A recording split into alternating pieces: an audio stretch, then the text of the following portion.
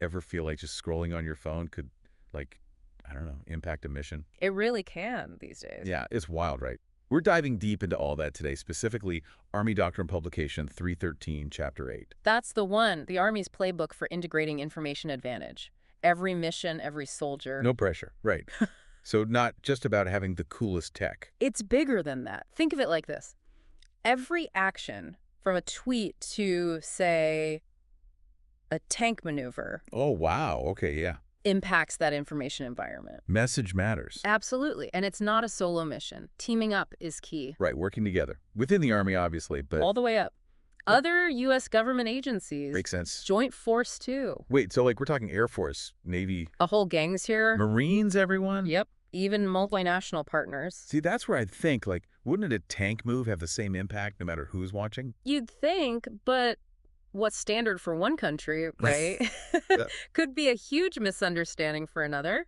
Oh, like if they've got a history together. Exactly. Imagine a routine patrol near a border tense history there. Yeah. Could escalate if it's misinterpreted. No ill intentions, but it looks bad. That's the thing with information. Even something like a soldier might make a joke online. Harmless, right? Sure. Different culture. Could be deeply offensive. Strategic implications. Oh, Wow. So everyone on the same page. We've got a doctrine, right, for the whole joint thing. ADP 304. Right, and then the Army's got... This is where ADP 313 comes in. Okay, so how do they fit, like, together? It's like this Army's actions got to support the big picture. Chapter 8 of 313 gets specific. 5 information activities. Fine. Support those broader joint tasks. Enable, protect, Okay. inform, influence, and attack. So 2 sets of tools, basically. Mm. Army, and then the whole crew. But they got to work together That's right. seamlessly. Some units, especially those with joint missions, fluency in both is key. Think about a humanitarian mission. Yeah. Not just how we use information, but how it aligns with, say, the entire task force. Could be other nations involved. So information ops, it's not just for, like, the techie units. Everyone. Every soldier. From planning to execution Yeah. and beyond. Wow, okay. So let's break that down. Each phase, then, how do these activities play out? Planning, prepping, Execution, assessment. all of it. Let's say we're deploying troops, right? Region with civil unrest. Got it. So planning stage, not just getting boots on the ground, but... How's that perceived there? Right. Welcome help. Yeah. Or foreign interference. Gotta analyze that before anything moves. Unintended consequences, like an information ripple effect from every action. Exactly. Setting up a base seems simple, but wrong location could blow up in our faces, information-wise. Wow.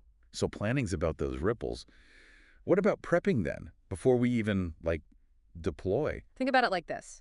We might be prepping months in advance. Configuring comm systems, for example. So they actually, like, work securely over there. Exactly. Training on local customs, It's language. Right, so no one's accidentally, like, disrespecting anybody. Could make or break a mission right there. Might even do some shaping ahead of time. Shaping? Getting the information environment, ready for our arrival. Good, it's all before boots on the ground. Yeah. But execution, right. When things are hot, how do we use information then? Gotta be nimble. Current ops is always watching, assessing, how are our actions playing? Adjusting as needed. So not just sticking to the plan no matter what. Exactly. Let's say we do a humanitarian aid drop. Great PR, right? Sure. But local social media, skeptical. Yeah. Maybe there's distrust from the past. Oh, they don't believe we're actually helping. We gotta see that, right? Adjust our message, or even the mission itself sometimes. It's like you got to read the room, even if it's a digital room. Huh? Exactly. Which gets us to assessment, did we actually succeed? Not just, did we do the thing? But did it have the impact you wanted, information-wise? Did we build trust, deny the enemy their narrative? That's how we measure success now. And here's the thing. Chapter 8 is clear. This isn't just on, like, the intel guys. It's everyone. Every soldier's got to be an influencer now. In a way, yeah. They need to know, even personal stuff, it impacts the mission. No more selfies with classified maps, got it. Well, yeah, that's a given. But even just casual comments online, troop movements, morale, Could help the enemy. they're looking for any advantage. It's 24/7, this awareness. Loose lips sink ships, like they used to say. Now it's loose tweets. Chapter 8 lays out roles, too, within the command structure. Right, so everyone's got responsibility, but someone's got to be in charge of this stuff. The G3, for example, they're all about the operations, right?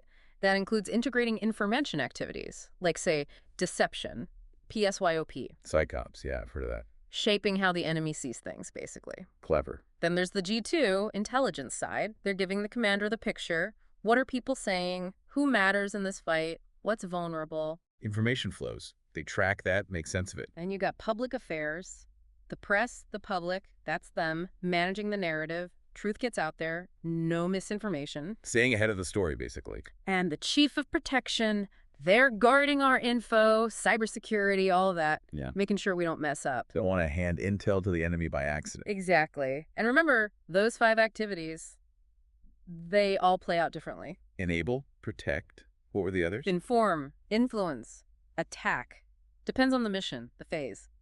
Okay, yeah, so like enable means what, practically? Bottom line, secure comms, shared databases, everyone's got to be on the same page, info-wise. Information superhighway. Love it. And knowledge management, huge. Right info, right people, right time. Then you got protect. That's not just like tech stuff. Right, not just firewalls. We talked about that. Being aware of insider threats, phishing scams, all that. Good info hygiene, you could say. So like, don't click that link from that weird email. Exactly. Now, inform might seem basic, but there's an art to it. It's targeted. Not just blasting out info to everyone. Who are we trying to reach? What do they need to know? Tailor the message. Like, if you want to counter enemy propaganda, got to understand the locals first. 100%. What are their concerns? Address those directly. Which brings us to influence. Okay, this is where it gets, like, tricky, right? You got it. Not just giving info now. We're shaping how people act on it. Could be deception. PSYOP. To get them to do what we want them to do. To achieve the mission, let's say. And then, the big one, attack. That one's pretty self-explanatory, isn't it? You'd think so, but it's one of the trickiest. Because it's not always, like, bombs away. Sometimes, sure, disrupting their comms, taking down the propaganda, but it can also be exposing their lies, discrediting them, even just sowing confusion. It's like a mind game, almost. It can be. Requires us to really know the enemy. What are their weaknesses? Information-wise, I mean. Where do they get their info? Who do they trust? Hit them where it hurts. Smart. And just like with a real attack, gotta think about the consequences. What's the collateral damage information-wise? Right, because you do something now, it might hurt you later. Could make us look bad internationally, even. It's not as simple as it sounds. So much to consider. That's why everyone needs this training. From the newest private to the generals, information warfare, it's not a side game anymore. It's the game. It's like a whole new battlefield, but it's everywhere, you know? It really is a different way of thinking. Can't just separate it like, here's the fighting, over there's the information stuff. All connected. Totally. It's like every soldier, right? They've got their rifle, their training. Right. But their words are a weapon now, too. Their actions, online and off. And just like any weapon, got to train, Right. know how to use it, safely, ethically, all that. Chapter 8 talks about that Army's got training, disinformation, tech skills. Right, so you know if you're being tricked online, how to use the secure comms, all that. But it's got to be ongoing, this environment.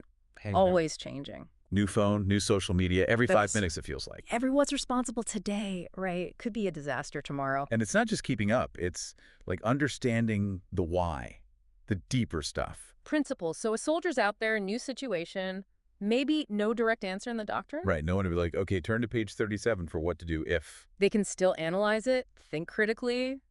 What's the impact of my actions here? Information-wise. Empowering, right, like we do in the physical battlefield. Make good decisions no matter what. Exactly. So we've covered a lot this deep dive into ADP 313, Chapter 8. If folks remember just one thing, walking away, what should it be? Information advantage. It's not like you reach it and you're done. It's constant. You're always aware, analyzing, adapting. Never gets turned off. And every soldier, no matter what their job is, they've got a role in that fight. Because this whole information environment, Yeah. that's the battlefield now. What you do online, offline, it all matters. Stay sharp, stay informed, and remember even small stuff, right, can have big consequences. Unintentionally even. Well said. We're all info warriors now. Love that. Thanks for joining us for this deep dive, everyone. Until next time.